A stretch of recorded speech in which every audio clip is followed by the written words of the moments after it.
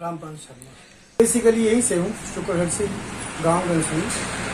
और अध्यात्म के रास्ते पे चलते चलते ये रास्ता मिला।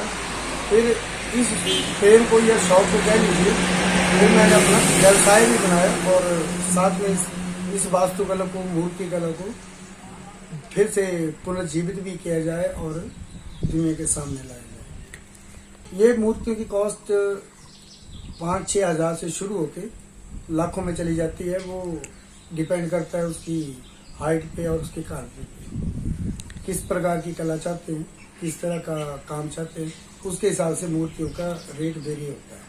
अब तक तो कोई ऐसे कह नहीं सकते, लेकिन साल की कम से कम भी छोटी बड़ी मिला के कम से कम तो 5-6 हज़ार मूर्ति चली जाती है।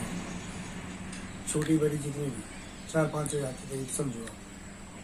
तो इसमें वास्तुकला के ऊपर और स्टैचू कला के ऊपर काम कर रहा है, जो कि बिल्कुल ही लुप्त होने वाली कला है और उसके बारे में ज्ञान भी बहुत कम लोगों को है कि जो स्टैचू निर्माण किया जाता है उसमें किस तरह से कलाकार को कला के प्रति ध्यान होना चाहिए या उसके प्रति समझ होनी चाहिए। तो ये कुछ ऐसी आधारभूत बातें हैं जो कोई भी कलाकार जो है अपने आप से नहीं सीखता है, निरंतर अभ्यास से इस कला को पा सकता है। यहाँ पे 5-6 स्टेट से लगभग आ चुके हैं लोग। हिमाचल तो है ही है, पंजाब से, हरियाणा से, जम्मू एंड कश्मीर से, और काफ़ी दूर जहाँ जहाँ भी लोगों को पता चलता है वहाँ से मूर्ति के लिए आते हैं। कारण ये जो सबसे बड़ा है कि हम उस पत्थर में बनाते हैं जो पत्थर हमारे शास्त्रों में वर्णित है मूर्ति के लिए। और पाषाण के ऊपर कला बहुत कम लोग करते हैं क्योंकि ये मार्बल से हार्ड भी होता है और फिनिशिंग के मामले में उससे कई गुना बेहतर होता है। पत्थर यहाँ से 40 किलोमीटर के लगभग पड़ता है अपना बरसेटू और कलकत्ता, तो वहाँ पे ये पत्थर कटवाना पड़ता है। फिर मूर्ति के साइज के हिसाब से हम मंगवाते हैं। सरकार से उपेक्षा है तो क्या कर सकते हैं, क्योंकि अब सही बात कही जाए तो मैंने एक बार एक प्रोजेक्ट भी बना के दिया था इसके ऊपर कि शिल्प कला और मूर्ति कला के लिए सरकार जो है कुछ प्रावधान करे और हमारे लिए ऐसे का ये काम का प्रबंध करे जो कि आम इसमें होते भी रहते हैं और शिल्प कला में उच्च स्तर पर कार्य हो सके और अपने हिमाचल का भी नाम शिल्प कला में आ सके। लेकिन सरकारों ने कभी इसकी तरफ ध्यान नहीं दिया। एमएलए आते हैं इधर से कई बार गुजरते हैं, लेकिन उनकी कभी ना नजर पड़ती है ना उनको दिखता है। और फिर क्या क्या कह सकते हैं सरकारों के बारे में।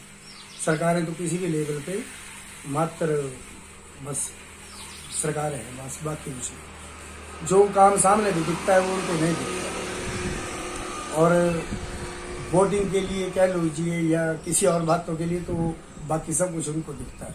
लेकिन अगर कोई काम ऐसा हो रहा है कि जो आने वाले भविष्य में युवाओं को रोजगार भी दे सकता है और शिल्प कला में नए आयाम स्थापित कर सकता है, क्योंकि अगर हर तरह के काम के लिए सरकार हर तरह की संभव सहायता प्रोवाइड करवाती है तो इस काम के लिए भी उनको करना चाहिए। बाकी ये है कि जिसका चलता है उसके पास पहुंचता है और जो साधारणतः अपने काम में व्यस्त रहते हैं उनके पास आपको पता ही है कैसे पहुंचते कैसे नहीं।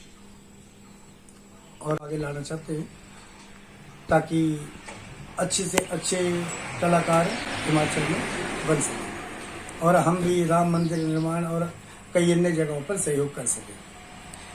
मुख्यमंत्री जी से उपेक्षा तो तभी की जा सकती है जब उनके निचले स्तर के अधिकारी या एमएलए जो है इस तरफ ध्यान दें और यहाँ की जो लोकल पंचायत या कह लीजिए, लेकिन जितने भी हैं कोई भी है वो इस बात की तरफ ध्यान देते हैं। तो पता ही है साहब कि एक छोटी सी समस्या सदा ही रहती है कि अगर आप किसी के द्वारा कहीं पर पहुंचाए जाते हो या आप अपनी कला को लेके उनके पास जाते हो तो वो आपके बारे में सोचेंगे या विचार करेंगे।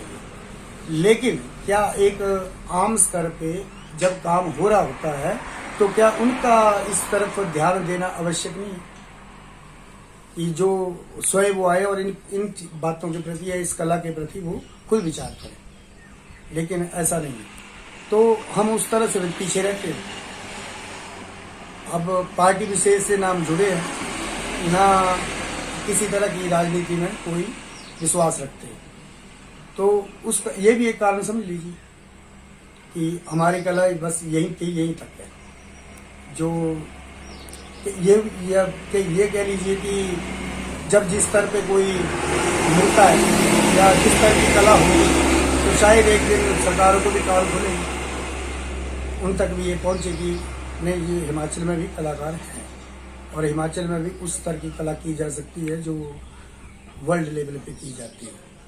प्रावधान होना या हर प्रकार के संभव जो मशीनरी से कह लीजिए या जो पत्थर से रिलेटेड समस्याएं होती हैं, उन सब का अगर इन सब की तरफ अगर सरकार ध्यान दे तो कम से कम भी ज़्यादा नहीं मैं कह सकता, लेकिन हिमाचल के जितने भी कलाकार हैं, चाहे वो लकड़ी के ऊपर काम करते हैं, चाहे वो पत्थर के ऊपर काम करते हैं या अन्य किसी वस्तु के ऊपर, मूर्ति कला, शिल्प कला या बुद्ध कला के ऊपर काम जो करते हैं, उन सभी से एक ही बात कहना चाहूँगा कि वो एक अच्छे स्तर पे कला के लिए इकट्ठे हो और इस कला को बढ़ावा देने के लिए आगे आए। और जो भी कलाकार अच्छी कला को जानता है, वो एक दूसरे के साथ इस कला को बांटे, ताकि भविष्य के लिए हम इस कला को संजो के रख सकें। धन्यवाद।